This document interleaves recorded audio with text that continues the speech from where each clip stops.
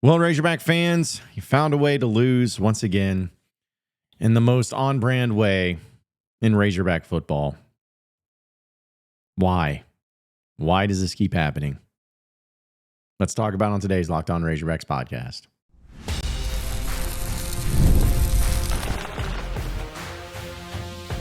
You are Locked On Razorbacks, your daily podcast on the Arkansas Razorbacks, part of the Locked On Podcast Network, your team every day. Welcome into the Locked On Razorbacks podcast. I am your host, John Nabors. I am also the host of Inside Arkansas Live, which you can catch every weekday starting at noon on Inside Arkansas and InsideArkansas.com. Today's episode is brought to you by FanDuel. Right now, new customers can bet just $5, and if your first bet wins, you'll get $300 in bonus bets to use across the app. Download the app today.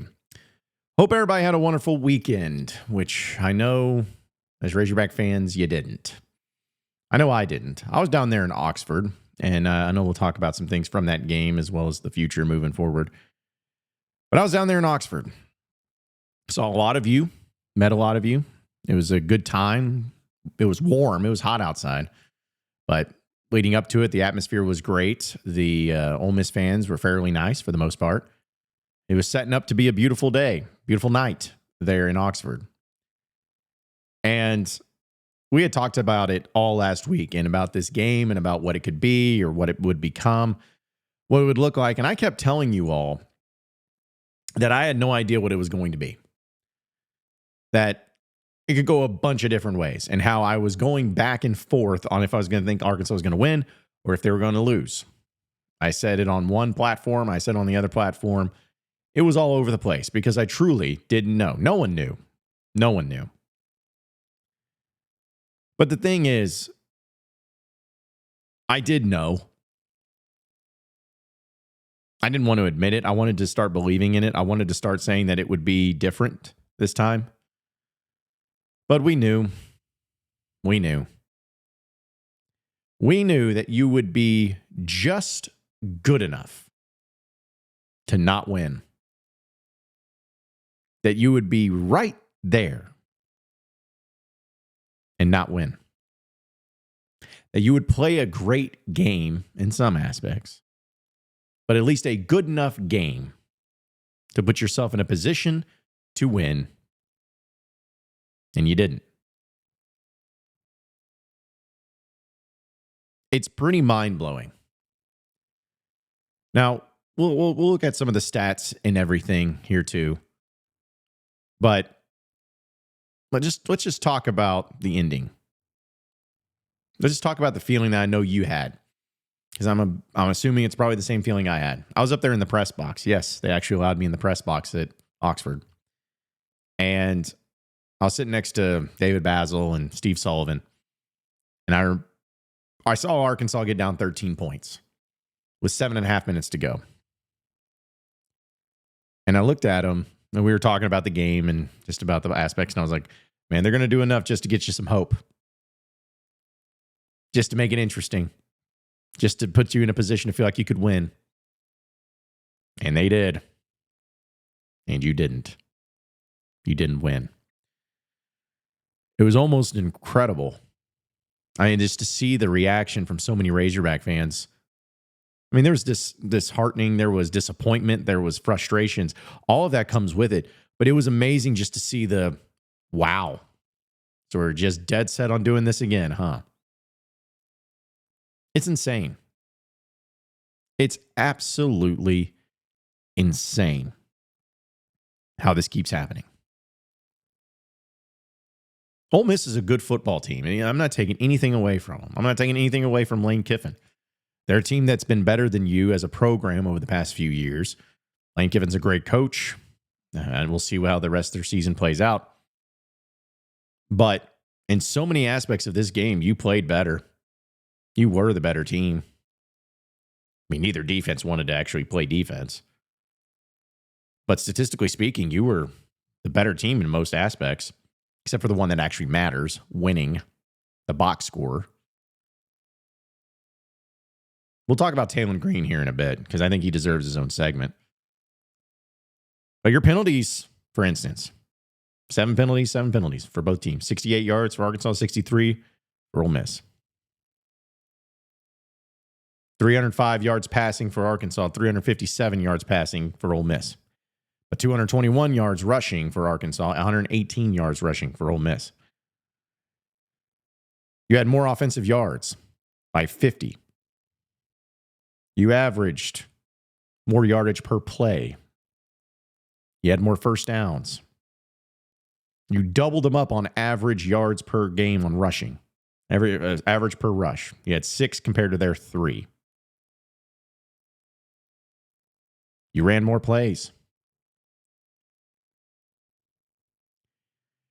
I saw a thing where it said, there's this analytic thing that you put in the form, like all the stats of everything about a box score except for the final score. And it'll churn out probabilities of which team won the game based on strictly the box score, positives and negatives and everything. And Arkansas was overwhelmingly the winner of that game in that simulation, but not in real life. I hate it. I hate it. And it puts everyone's mind into such a pretzel. Because on one hand, you're not an embarrassment. There are some really good things about this team. Taylen Green's definitely one of them. Taylen Green's a great player, and man, oh man, did he put everybody on his back. Bobby Petrino's cooking with this offense, man. He got those wide receivers playing great. Mike Washington looks the part. Even Braylon Russell played well. The offensive line, shout out to them, man. They were phenomenal. Phenomenal. Taylen Green had so much time to throw the ball. He barely ever got pressured. There was no sacks given up. It's just incredible there. The defense really was rough, man. And again, well, I know we'll talk about it, but it was rough. Communication apparently was bad. Just not overcomplicating things, which I know Sam Pittman talked about in his press conference. And I think was the most frustrating thing it wasn't just talent. It was the simple things. You couldn't tackle an open field. You were not communicating well with each other. You weren't in the right spots.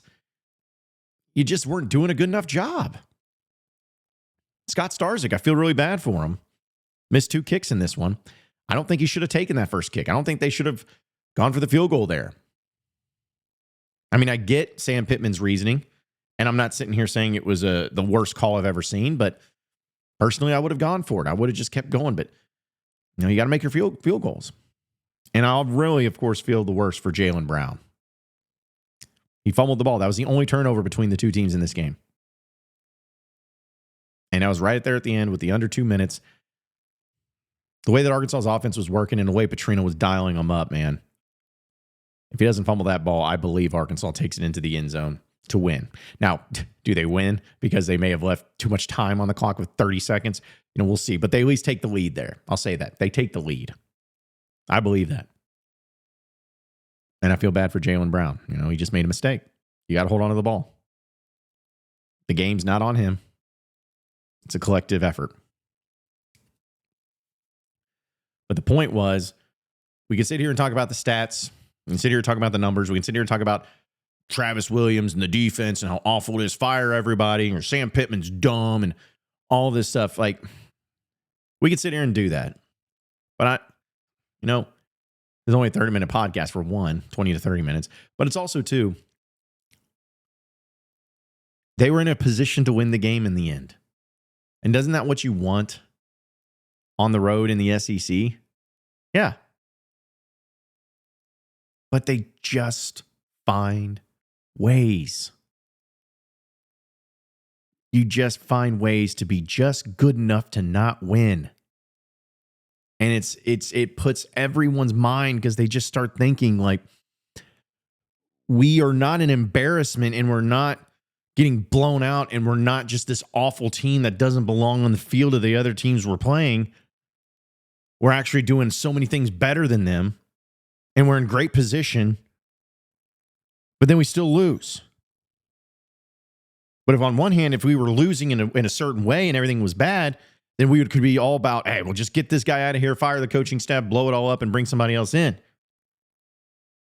But then you're like, oh, well, they're so close. They're right there. They're going to break through at some point, right? I mean, it can't just be this bad all the time, right? But then it keeps happening every year. This type of thing just keeps happening. How do you fix it? Is it like what happens? What do we do? How do you fix it?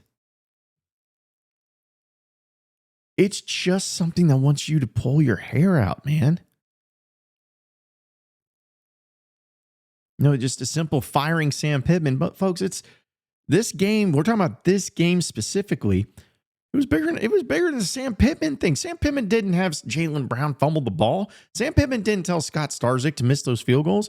Sam Pittman, didn't tell Travis Williams and the defense to not cover anybody. I mean, it's just so annoying, man. It is so annoying. Because I want something to just point to and be like, if this thing was fixed, everything would be fine. But it's not just a one thing. It's not just a firing the coach. It's not just a firing the coordinator. It's not just one little thing like that. It's what it comes down to this, folks, is it's just the tiny little things that add up. That ends up being the difference in these games. I feel like it's from any given Sunday. Life is a game of inches. So is football. But it's true. Margin of error is so small. If Arkansas doesn't get some of those penalties in certain spots, like on that fourth down, if they don't miss their field goals, they don't fumble that ball. Taylen Green doesn't miss Omega Blake for what looked to be an easy touchdown. Little bitty things like that make the difference. And that is why it's just so difficult to believe and have faith in this team when they just do the little things wrong that ends up costing you the game. And I don't know how to fix it. It's a long season. They got 9 games. We'll talk about the outlook, but good grief, man. I am so tired of living a season this way. I'm so tired of game by game living it this way. I'm so exhausted from it. I just wish I knew how to fix it. But one person that can definitely help is Taylen Green. And I want to talk about him and give him his flowers on the other side of the break. So stay with us here on the Locked On Razorbacks podcast. All right, Razorback fans, we know that we are all about our wearing of hats, especially when it's hot outside and you got to get the sun out, or maybe when the sun's in your eyes. You're going to have some of these 11 a.m. games happening in Razorback Stadium. Sun will be out, especially depending on the side of the stadium we are sitting in. But let me ask you something. If you're going to wear your hat, if you go back in time and sit on that front row of your school's biggest rivalry game, what hat would you be wearing? Now think back to the good times. What hat would you be wearing? Well, for me, it would be absolutely the game hat back here, as you can see on your screen. These aren't just hats. They're the same vintage styles worn back in the 80s and in the 90s. And guess what? They still go for the same price that they did back then. When you use the code LOCKED ON, all one word, LOCKED ON, you will get your vintage hat for $16.99. Just head to thegamecaps.com. That's thegamecaps.com. Grab your team's classic bar or retro circle design and use code LOCKED ON for an exclusive discount, because legends wear the game. Razorback fans, caffeine just got a flavor upgrade. 5-hour energy shots deliver tasty caffeine in 17 bold flavors. Each 2-ounce shot packs of the caffeine and a premium of 12-ounce cup of coffee, plus B vitamins and nutrients with 0 sugar and 0 crashes. What I love most about them is just how portable they are. You can put them in your pocket if you want to, and you can also have them in your desk at work. No matter what it is, it's a big taste with a tiny shot, and you can take it anywhere and get that boost when you need it. The thing is that with the convenience of them, it's something that you don't ever have to forget about. If you're thinking, oh man, later I'm going to have some sort of caffeine to get through this certain event, but I don't want to be sitting there with some big old energy drink sitting on my desk. No, just have a little capsule in your pocket ready to go. And as soon as you're ready, take the shot, knock it out, and you'll be back into the game in no time. So enough of the boring, flavorless caffeine. It's time to get your caffeine flavor and upgrade with 5-Hour Energy Shots. Get the favorites you love and be bold and try something new in store and online right now at 5hourenergy.com. That's the number 5hourenergy.com or Amazon today.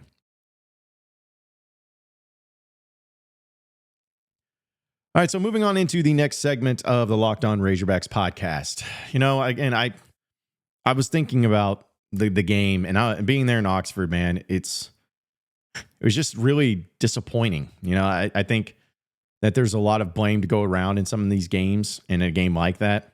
And, you know, I think the defense was porous, absolutely horrendous. It wasn't even just like, oh, Ole Miss had better athletes. But you weren't doing the simple things. You were letting people get wide open. You were not tackling well. You were out of position. Your angles were bad. You looked slow. It was the things that are fixable. So that's where some things can come into play. But it was just an absolute clinic put on by two great offensive minds in this game. I think the greatest offensive minds over the past 20 years, Lane Kiffin and Bobby Petrino. Just phenomenal. And if you were not a Razorback fan, somebody outside, you probably looked at this game and talked about how great it was. I mean, it was set up perfectly there. But again, just didn't get the job done. Did not get the job done. So if I maybe sound too depressing to you in the first segment, if you maybe took it as me being too harsh, too down in the dumps, too Debbie Downer or whatever, well, let's pick it up with a little bit of positivity for you and something to put your hope and faith in that this season, that this year, can and will get better. Taylen Green. This guy, man.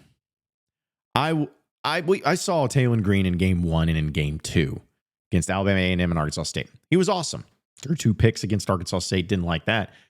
But he was looking comfortable. He was making good throws. It seemed like he had a lot better of a system in place with the wide receivers that he was working with. Seemed like it all worked out. But it was about seeing the first true test.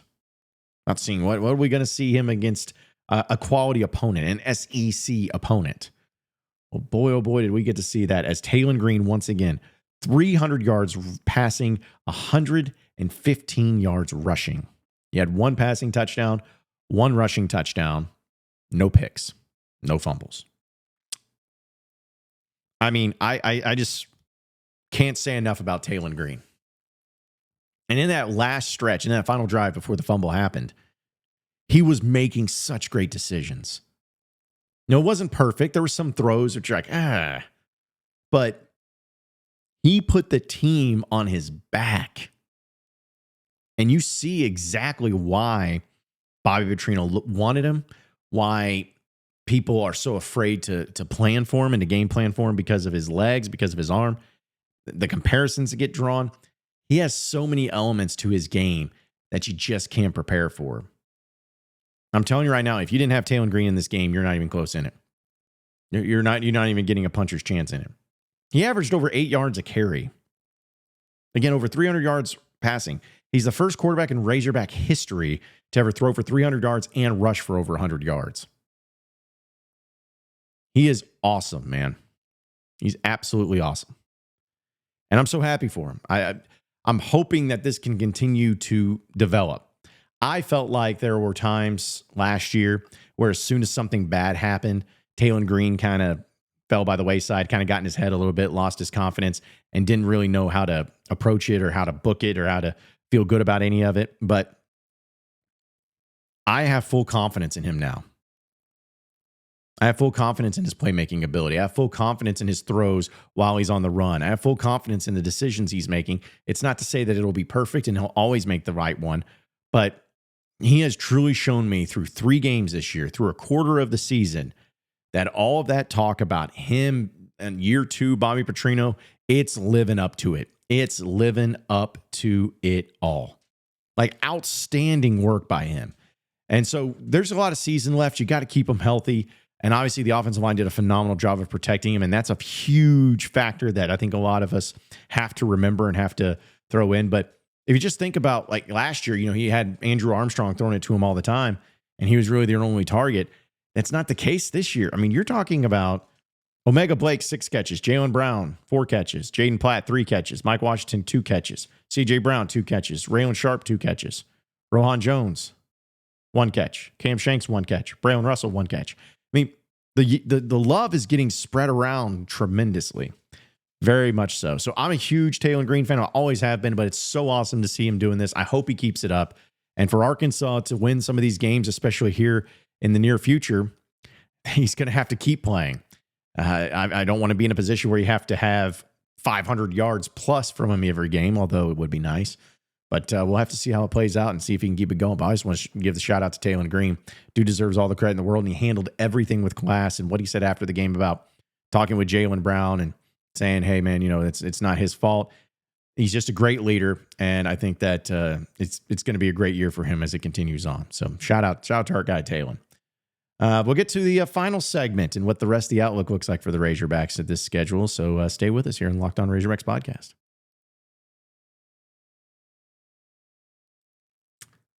All right, Razorback fans, this episode is brought to you by our friends over at Prize Picks, the daily fantasy app where making the right call can actually pay off. You and I make decisions every day, but on Prize Picks, being right means cashing in. And with football being back, Prize Picks is the simplest and easiest and fastest way to get in on all of the action. Just pick more or less on 2 to 6 player projections, and you can turn your takes into real prizes, all in less than 60 seconds. It's that simple. It's quick, it's easy, and it's honestly the best way to follow along with all the football action, because not only can you watch it, but then making money on it, paying attention to it, it's so much fun. And the best part is, even if one of your picks misses, Prize Picks invented the flex play so you can still double your money. So download the Prize Picks app today and use code LOCKEDONCollege to get $50 off in lineups after you play your first $5 lineup. That's code LOCKEDONCollege for $50 in lineups after you play your first $5 play. Prize Picks, it's good to be right.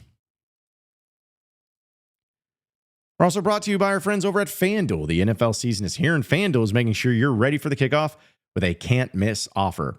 Right now, new customers can bet just $5 when your first $5 bet wins. You'll get $300 in bonus bets across the entire app. It makes every game more exciting, whether you're just watching on your team or keeping an eye on your fantasy lineup. It's quick, it's easy, and it's the best way to add a little bit more energy to the Sundays.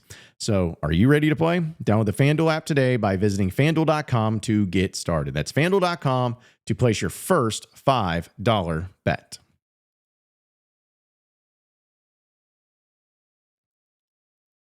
Okay, so final segment here on the Locked On Razorbacks podcast. I know it was frustrating for the Razorback faithful over the weekend, especially seeing some of these other clown programs win and be successful. It's really annoying, isn't it? But you still got games to play in front of you. And to look at some of them, like we'll start with your next opponent. Well, how about this? We'll do your next big opponent, Notre Dame. Because Memphis, I still feel like, as much as you should respect them, that should be a team that you beat. We'll see. Never want to put guarantees on anything. But after that, you got Notre Dame, who played Texas A&M, and Texas A&M beat Notre Dame. Those are two teams that you're going to have to face. Up in South Bend, it was an incredible game, back and forth. Texas A&M gets the win at the very end, 41-40, even though I think they got away with a really terrible hold. But still, they got the win, and now they're flying high, and they're a top 10 team right now. So Notre Dame still in the top 25 as it is right now, but losing to Texas A&M, they now got 2 losses on the year. So it'll still be special because it's Notre Dame, but man, I really hope that they get to win some games before they face you, because that'll be really bad. So you got that. Texas A&M's looking pretty strong. You also had a few others like Auburn. They beat South Alabama 31-15. Weirdly close. Mississippi State's just destroys Alcorn State 63-0. You have Missouri, they beat Louisiana 52-10. That's all well and good and great. But as far as some other teams go, Tennessee, man, they had Georgia beat. And they just couldn't do it. Their field goal kicker missing the kick. They lose in overtime. That's brutal. I feel so bad for that kid and feel so bad for Tennessee. But at the same time, hey, that's the way it goes. And Tennessee, I think it's 8 straight years now that Tennessee's lost to Georgia, and it keeps going on. So, but give Tennessee credit, man. They played really well, and that's going to be a tough game for you no matter what, but really showcased themselves. LSU beat Florida 20-10. LSU's a really good team. To me, they're still the best team in the SEC, but it's not like they're just this juggernaut rolling through everybody. And Brian Kelly lost his mind in a press conference. God, that guy's so annoying and really unlikable. But they got the win, so give them credit there. 20-10. Texas beats UTEP 27-10. Arch Manning got booed on the field. Things could be bad in Texas. I'm not saying that they will for sure be bad, but if we're going off of what we've seen so far, it has not been impressive. They got a really good defense, but their offense, sheesh. They could end up losing to Arkansas. I'm not going to sit here and predict it, but I'm just saying that they're not the Texas that everyone thought they would see so far this season. So, again, a lot of games still left to be played, but the point is this, and that's where I was going to leave you, not just give you a score update, but to leave you on this. On a positive note, Arkansas, with all these teams in front of them, all 9 of these teams that are in front of them, there's not a single team I look on the schedule and say that Arkansas has zero shot of beating. Like that it's just far and away better. They have zero shot. But there's also not any teams that are on the schedule where I'm like, that is a for sure 100% bona fide win. So that's what makes it very mysterious. And that's why I feel like Razorback fans should still be excited, still be looking forward to it. Because, listen, you lost and it sucks. But it doesn't mean the season's lost. It doesn't mean that you still can't fight for something, still can't play for something. The biggest kicker in all of this is going to see to how do they respond? How do they come out against Memphis? It's an 11 a.m. game. Are they going to mail it in? Are they come out strong? What's going to happen here? Time will tell. But there are still plenty of opportunities in front of you to have a really great year. That's all I'm saying. Will it happen? Who knows? Because as we talked about, this team loves finding new ways to lose. But we'll see, man. We'll see. I'm going to give it a shot. I'm going to give it a chance. Going to rock with it and hope for the best and cheer like crazy. Go beat Memphis in the Liberty Bowl because that's where you win a lot of games. Let's start there. Appreciate each and every one of you listening in and watching in to the Locked On Razorbacks podcast. Be sure to like and subscribe to the podcast on iTunes or on Google Play. You can also get after me on Twitter at John Nabors Show for any questions, comments, concerns that you may have. We'll keep it going from there. Same podcast time, same podcast channel tomorrow afternoon. Have a great day, everybody.